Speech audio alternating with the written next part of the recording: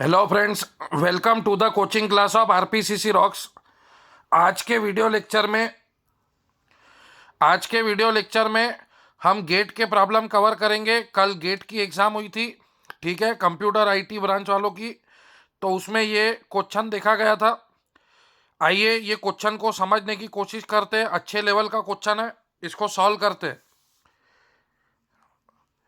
इन्होंने एक quadratic equation दिया हुआ है, x square plus 2x plus 6 equal to 0। सबको पता है ये क्वाड्रेटिक इक्वेशन है। A x square plus b x plus c equal to 0 quadratic equation होता है। और ये हम रूट निकालते हैं, minus b plus minus under root of b square minus 4ac upon twice a technique से। ठीक है, तो इसको कंपेयर किया गया तो b की वैल्यू है 2, x के बाजू में जो रहता एक्स स्क्वायर का कोएफिशिएंट मल्टीप्लाई में कुछ नहीं रहा तो रहता 1, a की वैल्यू 1 और c की वैल्यू 6। तो ये b की वैल्यू 2 रखी गई, 2 का स्क्वायर 4 हो गया, a की वैल्यू 1, 4 इंटू 1 4, 4 इंटू 6 24।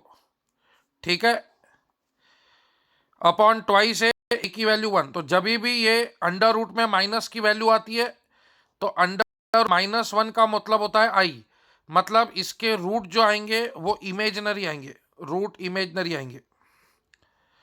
क्यों रूट इमेजनरी आएंगे? क्योंकि 4 - 24 -20 अंडर रूट -20 मतलब under root 20 into under root -1, और अंडर रूट -1 का मतलब आई हो जाता है।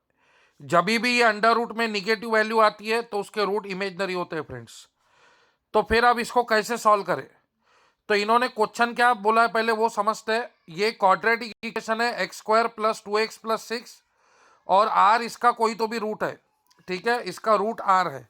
तो ये x की वैल्यू मैं r रख देता हूं, तो r square plus 2r plus 6। ठीक है, तो अभी ये प्लस 2r को उधर भेज देता हूं, तो r square plus 6 equals to हो गया -2r। कुछ नहीं किया फ्रेंड, ये x की वैल्यू इस क्वाड्रेटिक इक्वेशन में r रख दिया, are square plus 2r plus 6, और ये प्लस 2r को इधर भेज दिया, तो आर स्क्वायर प्लस 6 की वैल्यू हो गई -2r। और अब अपने को इसकी वैल्यू निकालने को बोला है, r plus 2, r plus 3, r plus 4, r plus 5, इन्होंने इसकी वैल्यू निकालने को बोला है। तो मैं ये दो ब्रैकेट को मल्टीप्लाई करता हूं। ठीक है फ्रेंड, आर इंटू आर सबको पता है, r square, r into 3 r 2 into r 2r, और 2 इंटू 3 6। फिर वैसे ही ये r into r r square, r into 6r, 4 into r 4r, 4 into 6 24। ठीक है, तो r square 3r plus 2r हो गया 5r प्लस 6, फिर are square 6r plus 4r 10r। ठीक है, और ये 24। अब ये आर स्क्वायर प्लस 6 के जगह आप रख सकते हैं -2r, आर स्क्वायर प्लस 6 के जगह आप रख सकते हैं -2r। तो 5r में से 2r गया तो 3r बचा। वैसे ही यहां पे आर स्क्वायर 24 को मैं लिखूंगा 6 प्लस 18। ठीक है, 6 प्लस 18 बोले तो 24 ही होगा। ठीक है, किसी को कोई दिक्कत? अरे भाई, 24 को मैं 6 प्लस 18 नहीं लिख सकता हूं क्या?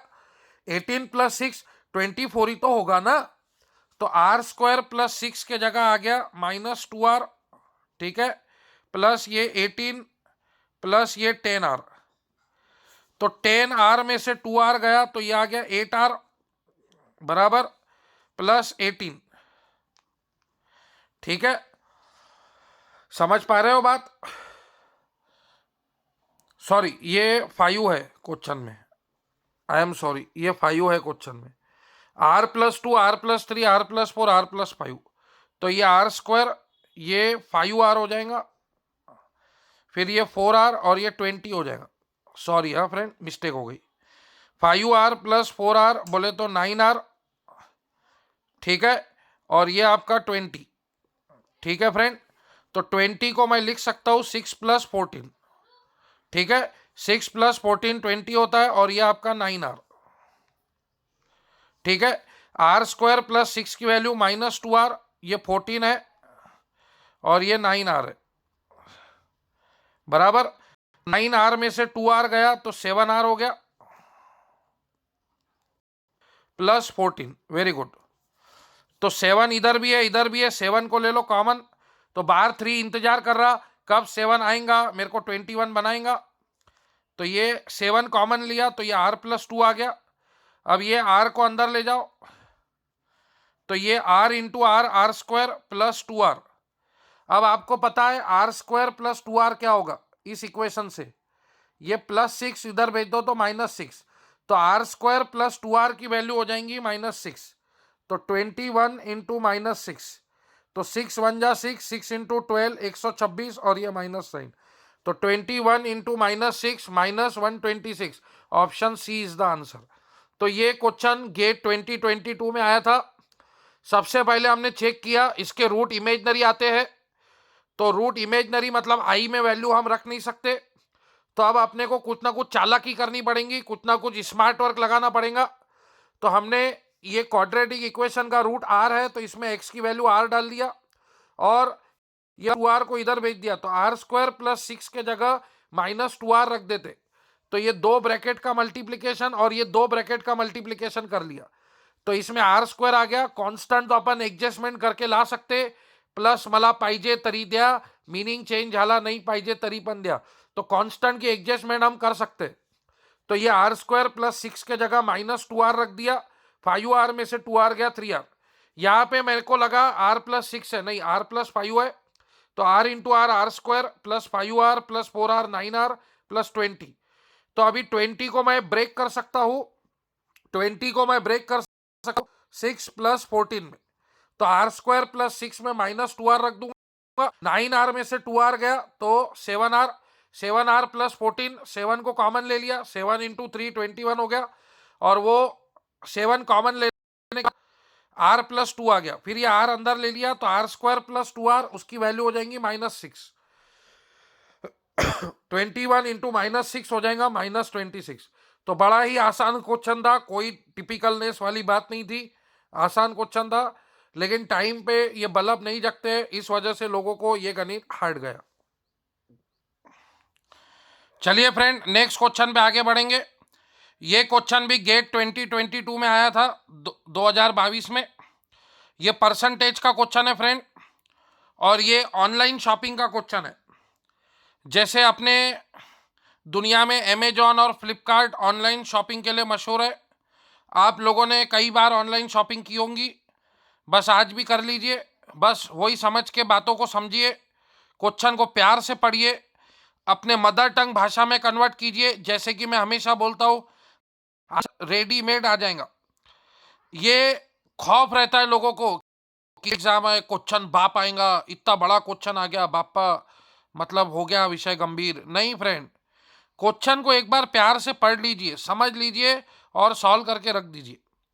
The price of an item is 10% cheaper in an online store S. एक ऑनलाइन स्टोर का नाम दिया है यस, ये समझो आपका अमेजॉन है, compare to the price at another online store M. ठीक है, मेरे को एफटी की बुक खरीदना है, ये अमेजॉन है, ये फ्लिपकार्ट है। मैंने देखा कि ये एस स्टोर वाला जो है अमेजॉन जो है, ये मेरे को 10% सस्ता दे रहा। ठीक है, कंपेयर टू फ्लिपकार्ट, ये फ्लिपकार्ट वाले से। ठीक है, मतलब ये फ्लिपकार्ट वाला अगर मेरे को 100x रुपीस में दे रहा है तो ये मेरे को 90x, 10% सस्ता। जब भी परसेंट की बात आती है अपन बेस वैल्यू 100 कंसीडर करते। तो वो बोल रहे हैं कि जो एस स्टोर है वो 10% चीपर, चीपर मतलब सस्ता, चीपर मतलब सस्ता। तो एस स्टोर जो है वो मेरे को 10% सस्ता दे रहा। तो मेरे को 100 का 10% आता है 10 रुपए, मतलब 10 रुपए मेरे को सस्ता पड़ रहा। मतलब कोई चीज मेरे को यहाँ पे 100 रुपए की पड़ेगी तो यहाँ पे मेरे को 90 रुपए की पड़ेगी। तो अब वो चीज कितने की है मेरे को पता नहीं, इसलिए मैंने 100x और ये 90x ले लिया।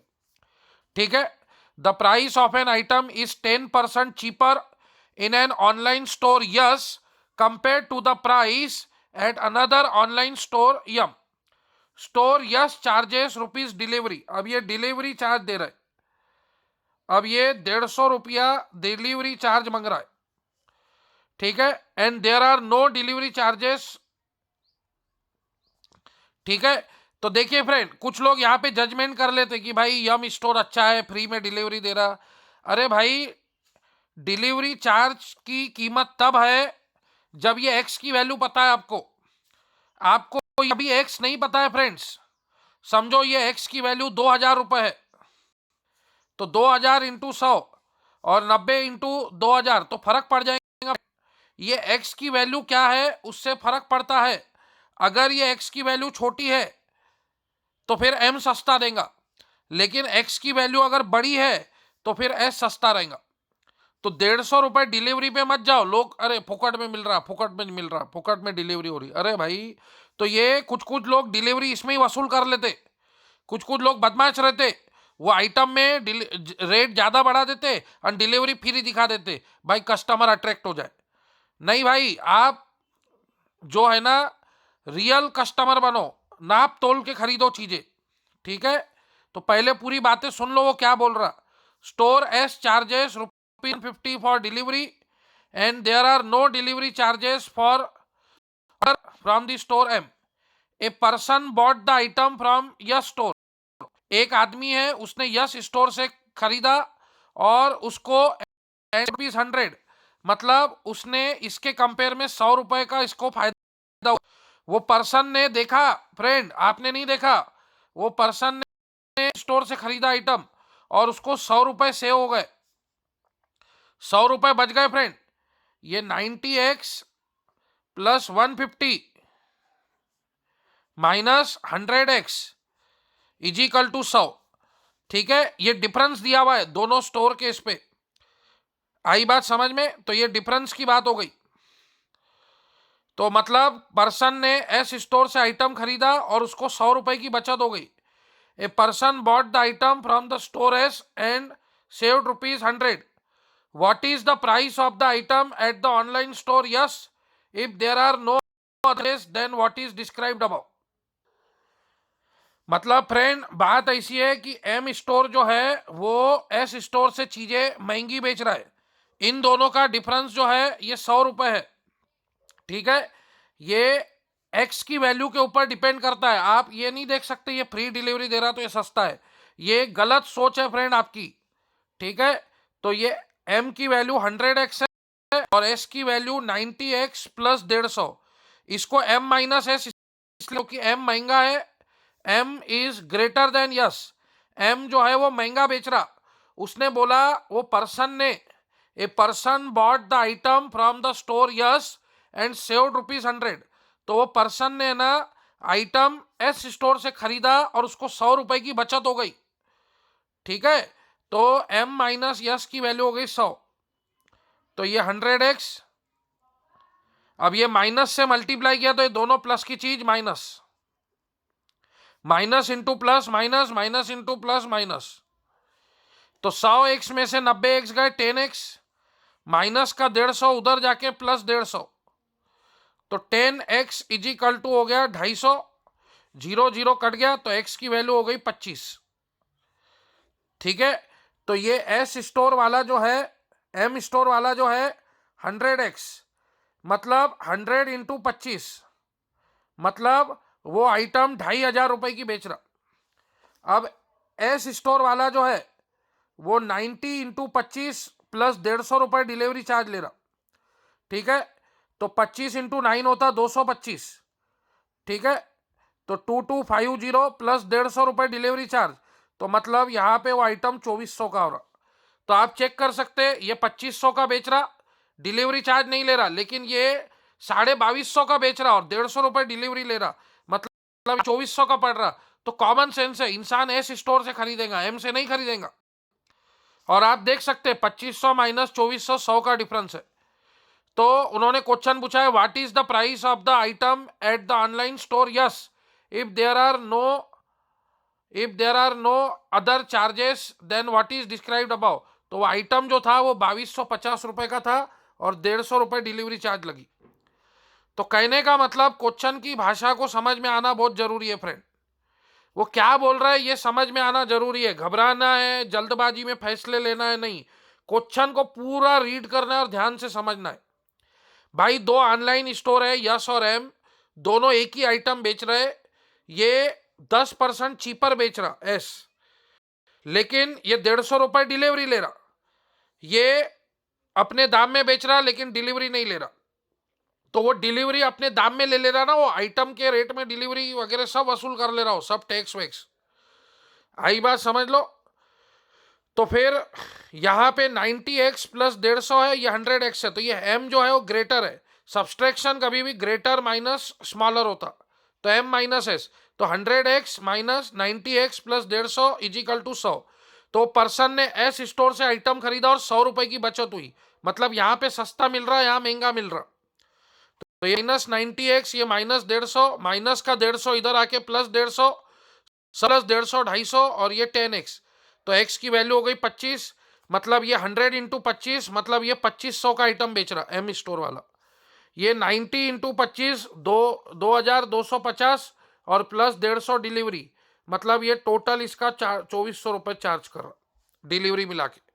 तो आप देखेंगे तो 100 रुपये यहां से उसको फायदा ही हुआ है। आई बात समझ में? नहीं समझ में आया तो ध्यान से वीडियो को डबल से सुनिए, आपको सब बातें समझ में आ जाएंगी फ्रेंड्स। चलिए फ्रेंड नेक्स्ट क्वेश्चन पे चलते। ये भी गेट के 2022 के पेपर में क्वेश्चन आया था और ये रेशो प्रपोर्शन के ऊपर था। रेशो प्रपोर्शन और टाइम स्पीड डिस्टेंस दोनों मिक्स करके क्वेश्चन था। तो चलिए देखते क्या बोलता। In a 500 metre race P and Q have speed in the ratio of 500 metre की रेस है और पी और क्यू के स्पीड का रेशो दिया है 3:4।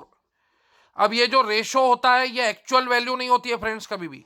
रेशो का मतलब होता है रिड्यूस फॉर्म।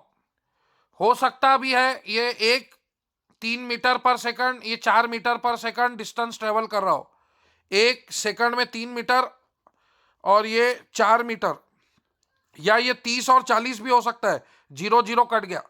तो रेशो कभी भी रिड्यूस फॉर्म होता है, एक्चुअल वैल्यू नहीं होती है, ठीक है।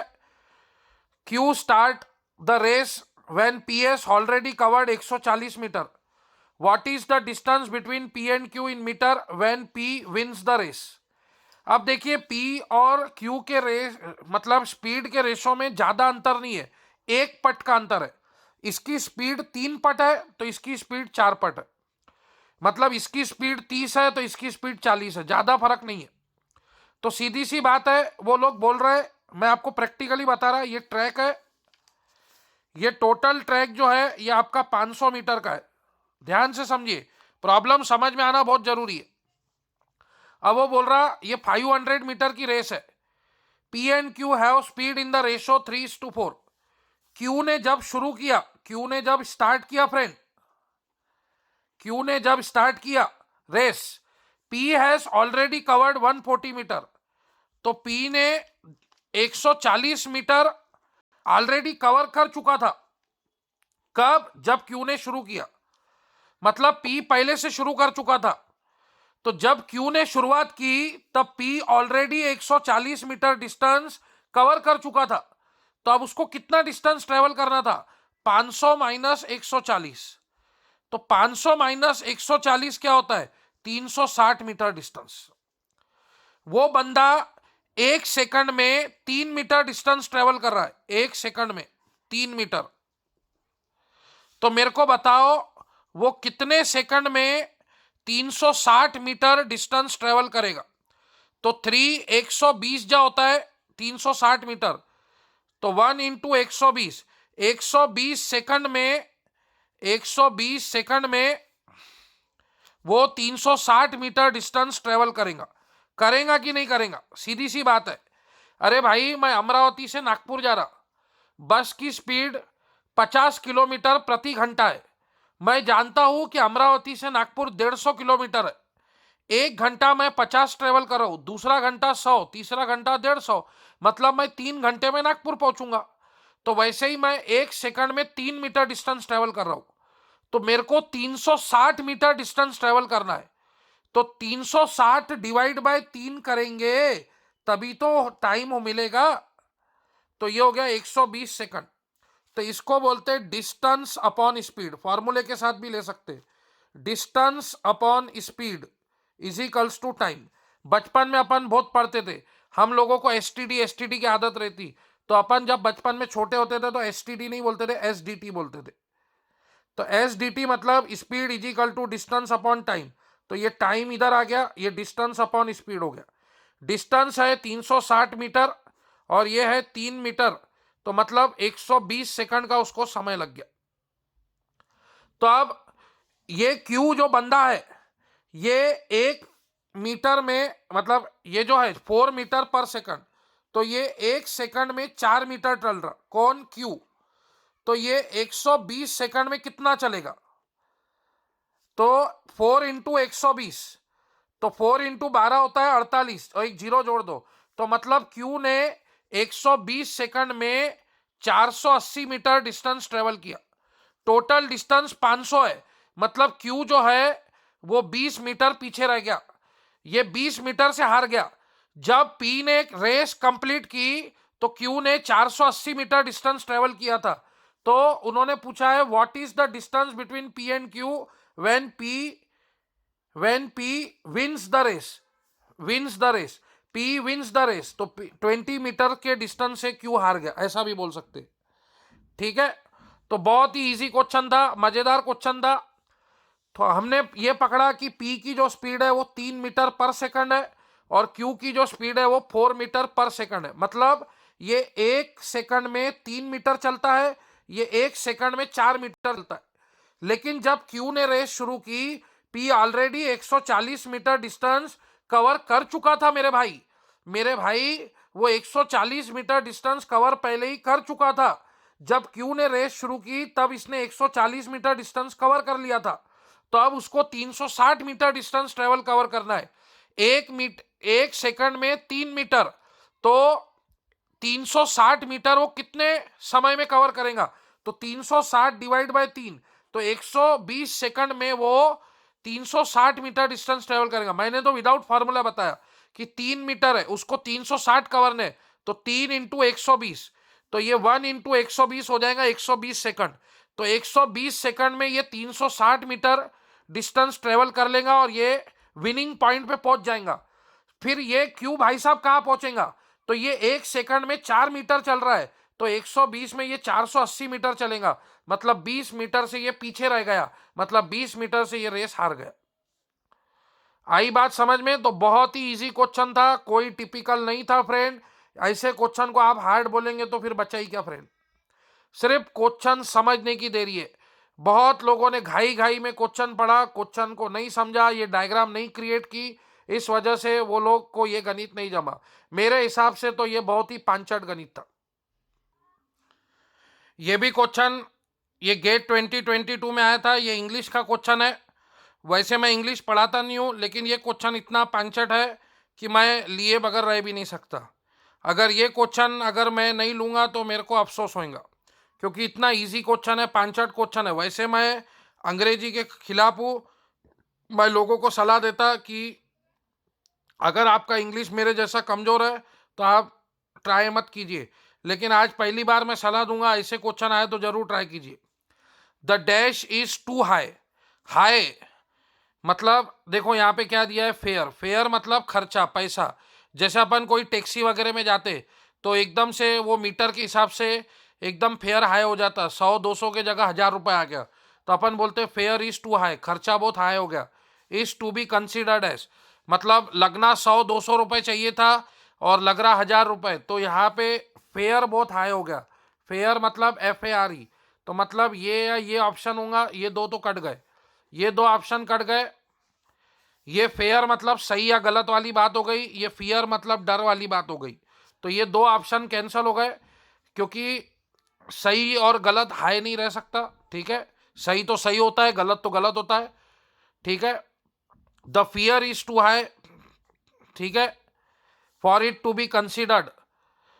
तो ये फेयर बहुत हाई था, खर्चा बहुत ज़्यादा लग गया, is to be considered as fair मतलब सही होना चाहिए। ऐसे नहीं कि भाई अनसन मीटर कुछ भी रीडिंग लगा देगा और चलेगा। तो इसका ऑप्शन ए करेक्ट था, फेयर और फेयर में। तो ये बहुत इजी क्वेश्चन था, इसलिए मैंने ले लिया। चलिए फ्रेंड, अब अपन अपने लेसन पे वापस आ जाते। हम लोग प्रॉफिट एंड लॉस का देख रहे थे।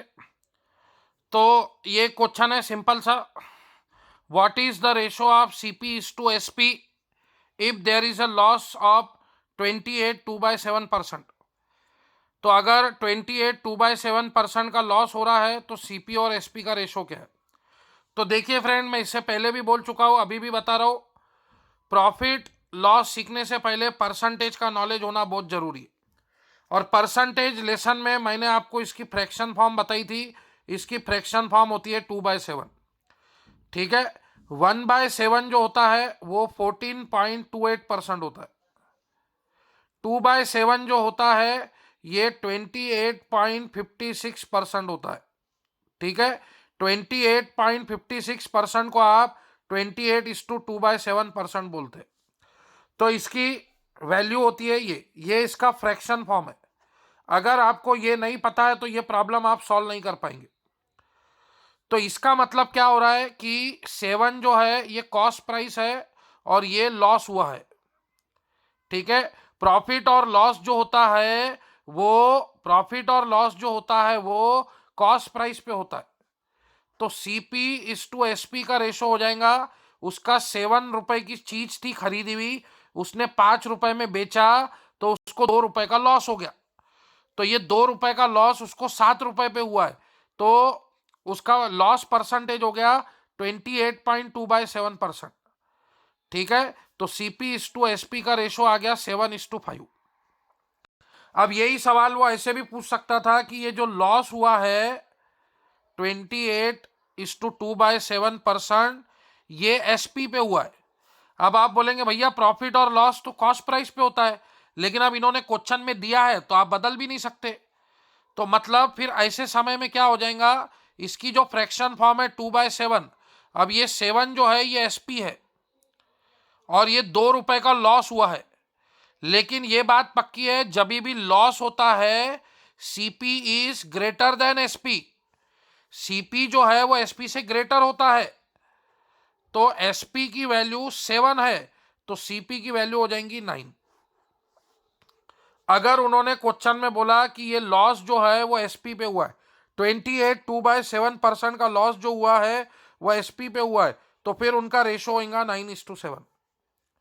तो ये बहुत अच्छा क्वेश्चन है, ये बहुत अच्छी ट्रिक है, ये आपको बताना जरूरी था। तो कभी भी आपको प्रॉफिट परसेंट या लॉस परसेंट दिया है तो आप ऐसे खेल सकते। जैसे एक एग्जाम्पल अगर आपको और खेलना है तो अपन खेल सकते, what is the ratio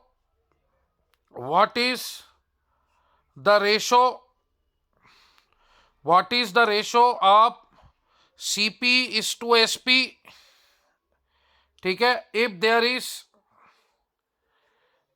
is profit of 83:1/3%। अब आपको इसकी फ्रैक्शन फॉर्म पता होनी चाहिए। तो ये सब मैं पढ़ा चुका हूं परसेंटेज लेसन में। इसकी फ्रैक्शन फॉर्म होती है 5/6। बाय डिफॉल्ट प्रॉफिट और लॉस जो होता है वो कॉस्ट प्राइस पे होता है। तो कॉस्ट प्राइस 6 रुपए की थी और 5 रुपए प्रॉफिट हुआ। तो प्रॉफिट वाले केस में SP is greater then CP. तो कोई चीज 6 रुपए की थी उसको 11 रुपए में बेचा, तभी तो 5 रुपए प्रॉफिट होगा। ठीक है ना, तो प्रॉफिट होता है एसपी माइनस सीपी। प्रॉफिट होता है एसपी माइनस सीपी। एसपी निकालना है, सीपी की वैल्यू 6 है, तो ये माइनस का 6 इधर आके +6, तो एसपी की वैल्यू हो गई 11। ठीक है, तो अगर वो बोलता था कि ये जो प्रॉफिट हुआ है ये एसपी पे हुआ है, मतलब ये जो 6 है ये एसपी है और ये प्रॉफिट है, तो सीपी इज टू एसपी का रेशो बताइए। तो एसपी की वैल्यू 6 है। ठीक है, तो कोई चीज 1 रुपए की होंगी, 6 रुपए में बेचेंगे तभी तो 5 रुपए का प्रॉफिट होगा, तो फिर उसका रेशो होगा 1:6। समझ पा रहे हो ये बात। तो ये बहुत ही इंपॉर्टेंट और खास बात थी जो मैंने आपको समझाई। तो ये चीज़ें आपको समझ में आना जरूरी है। Thank you friends. आज के वीडियो लेक्चर में मेरे को गेट के प्रॉब्लम लेने थे मेनली, तो वो गेट के एग्जाम्पल लिया और मैंने आपको बताया कि गेट के क्वेश्चन ईजी रहते हैं, सिर्फ समझने तक के हार्ड होते हैं। जब वो समझ में आ जाए तो वो आसान बन जाते। Thank you friends.